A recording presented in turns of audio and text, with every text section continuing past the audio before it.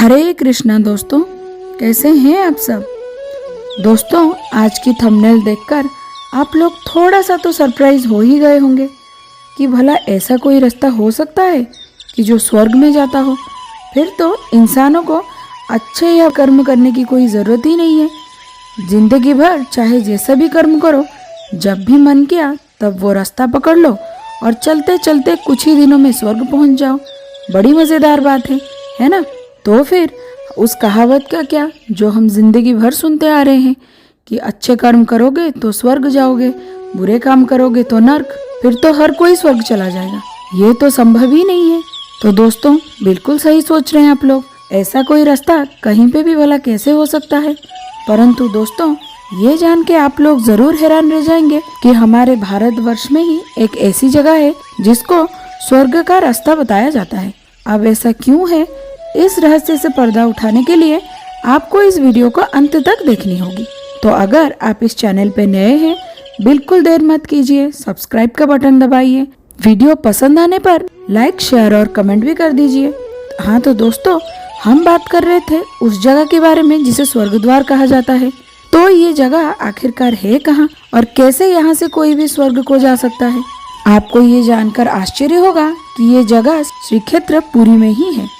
महाराजा इंद्रद्युम्न के निवेदन से ब्रह्मा जी अन्य देवताओं के साथ इसी स्थान पर श्री विग्रहों की स्थापना करने के लिए श्रीक्षेत्र में आए थे। यह कहानी हम हमारे पिछले एक वीडियो में भी सुन चुके हैं। तो उस अवतरण स्थान को निर्दिष्ट करने के लिए एक पत्थर वहां गड़ा हुआ है जिसे स्वर्ग द्वार साक्षी भी कहा जाता है।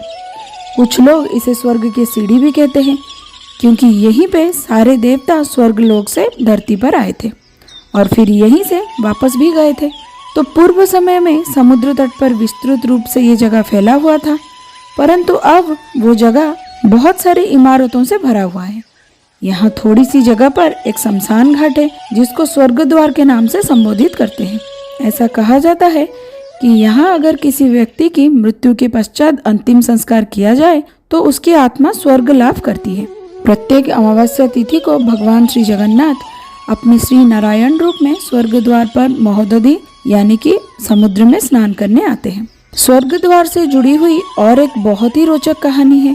एक समय में उड़ीसा में भयंकर सूखा पड़ा था और वहां के निवासी पानी की कमी के कारण बहुत सारी कठिनाइयों का सामना कर रहे थे। एक दिन स्वर्ग के राजा देवराज इंद्र भगवान श्री जगन्नाथ के दर्शन हेतु वहां आए। जैसे कि हम सब जानते हैं कि हर रोज दिन के एक निर्दिष्ट प्रहर में स्वर्ग के सारे देवताएं भगवान जगन्नाथ के दर्शन के लिए आज भी आते हैं। तो उस दिन देवराज इंद्र भी आए, भगवान के दर्शन किया। उसके उपरांत मंदिर के प्रांगण में ही स्थित आनंद बाजार में आ गए। राजा इंद्र वहां पे एक सामान्य व्यक्ति के वेश में गए थे और कोई भी उन्हें स्वर्ग के राजा यानी कि देवराज के रूप में नहीं पहचान पाया। दुकान से विभिन्न प्रकार के प्रसाद लेने के बाद देवराज इंद्र उसका मूल्य चुकाए बिना ही चलने लगे। जैसे ही वो मंदिर के मुख्य द्वार के पास पहुंचे तो जो प्रसाद विक्रेता था, जो सूपकरा के नाम से भी जाना जाता है, वो इंद्र के पीछे पीछे गए और उन्हें प्रसाद के मूल्य चुकाने के लिए कहा। इंद्र ने सूपकरा को जवाब दिए बिना ही प्रसाद लेके आगे बढ़ना जारी रखा। अंततः इंद्र महासागर तक पहुंच गए जहाँ से उन्हें स्वर्गलोक में जाना था, परंतु वो सूपकरा उन्हें नहीं छोड़ रहा था। पूरे रास्ता उनका पीछा करते करते बार बार कहता रहता है। जब इंद्र समुद्र तट पर पहुंच गए, वो सूपकरा की ओर मुड़े और कहा, क्या तुमने मुझे अभी तक नहीं पहचाना? तो मैं तुम्हें ज्ञात करवा देता हूँ कि मैं स्वर्ग का राजा इंद्र हूँ। तुमने जगन्नाथ जी का प्रसाद मुझे दिया, इससे मुझे अति प्रसन्नता हुई, परंतु अब तुम क्यों महाप्रसाद के लिए मुझे धन मांग रहे हो? मैं तुम्हें धन से भी बहुत ज्यादा कुछ दे सकता हूँ, तो अब तुम मांगो, जो तुम्हारी इच्छा हो, मैं तुम्हें वो वरदान दूंगा। सूपकरा ये जानकर बहुत विस्मित हुआ कि आप हैं देवराज इंद्र। उसे इस बात पे बिल्कुल भी यकीन नहीं हुआ। सच्चाई परखने के लिए उसने कहा कि ठीक है, मैंने सुना है कि आप वर्षा के देवता हैं। यदि ये सत्य है कि आप देवराज इंद्र हैं, तो मुझे ये वरदान दीजिए कि मैं जब भी चाहूँ, जहाँ भी चाहूँ, जिस वक्त भी चाहूँ, वहीं के वहीं बारिश होना शुरू हो जाए। ये सुनकर देवराज ने कहा, तथास्तु, ऐसा ही होगा। उसके बाद एक सुसज्जित रथ स्वर्गलोक से आया और देवराज इंद्र ने उसमें प्रस्थान किया। सूपकरा ये सब देखकर बहुत ही आश्चर्यचकित हुआ। अब उसे थोड़ा थोड़ा यकीन होने लगा था कि उसकी मुलाकात और किसी से नहीं बल्कि देवराज इंद्र से ही हुई थी। समुद्र तट से लौटने से पहले उस दिन छड़ी से जमीन के उस स्थान पर उसने अंकित किया जो कि स्वर्ग जाने का द्वार था। उस वर्ष उड़ीसा में बिल्कुल वर्षा नहीं हुई थी। एक दिन जब सूपकरा आनंद बाजार में खड़े थे, वो इंद्र द्वारा दिए गए वरदान को परखना चाहते थे कि क्या इंद्र द्वारा कहीं भी व कभी भी वर्षा कराने के लिए दिया गया वरदान वास्तव में सत्य है या उनका मन का ही एक भ्रम। तो उन्होंने आकाश की ओर देखा और कहा, हे राजा इंद्र, आपने मुझे ये वरदान दिया था कि जहाँ मैं चाहूँगा वहाँ वर्षा होगी। मेरी ये इच्छा है कि अभी के अभी यहीं पर वर्षा हो। कृपया मेरी इच्छा पूर्ण कीजिए। जैसे ही उसके मुख से ये शब्द निकले, देखते ही देखते आनंद बाजार में भारी वर्षा होने लगी। परंतु हैरानी की बात ये थी कि उसी जगह के अलावा और कहीं भी वर्षा नहीं हो रही थी। सूपकरा ने अपने सिर पर पगड़ी बांधी और आनंदित होकर नाचने लगा। वर्षा का पानी आनंद बाजार में एकत्रित होने लगा और बाहर सड़क और सिंह द्वार से होकर बहने लगा। बहुत से लोग ये सुंदर दृश्य देखने आए और पूछने लगे कि ये सब कैसे संभव हो रहा है। सिर्फ इसी जगह पे ही प्रबल बारिश है, दूसरी जगहें वैसे के वैसे ही सूखे हैं।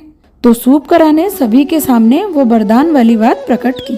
उन्होंने समुद्र तट पर उस स्थान के विषय में भी सबको बताया जहाँ से देवराज इंद्र ने अपने रथ से स्वर्ग की ओर प्रस्थान किया था। सब ये सुनकर स्वर्ग की द्वार देखने के लिए समुद्र तट की ओर तेजी से दौड़े। यह समाचार उड़ीसा के राजा तक भी पहुंच गया।